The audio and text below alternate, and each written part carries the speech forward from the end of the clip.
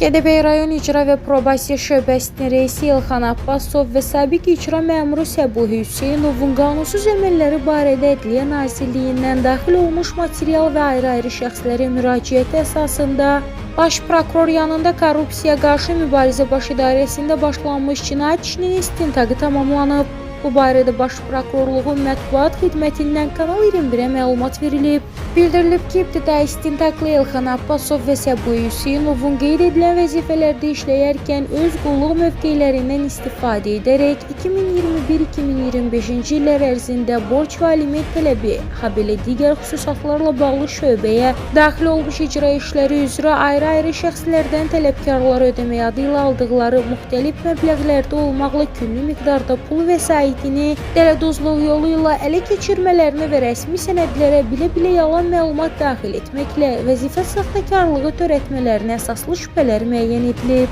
Toplanmış sübutlar əsasında İlxan Abbasov və Səbuhi Hüseynova Azərbaycan Respublikası Cinayət Məcəlləsinin 178.3.2 küllü miqdarda ziyan vurmaqla dələduzluq və 313 vəzifə saxtakarlığı maddələri ilə ittiham elan edilməklə Səbuhi Hüseynov barəsində polisin nəzarəti altına vermə, İlxan Abbasov barəsində isə polisin nəzarəti altına vermə və vəzifədən kənarlaşdırma qəti imkan tədbirləri seçilib. İş üzrə müəyyən edilmiş maddi ziyanın böyük hissəsinin ödənilməsi təmin edilib və cinayət işi baxılması üçün Ədliyyə üzrə Gəncə Ağır Cinayətlər Məhkəməsinə göndərilib.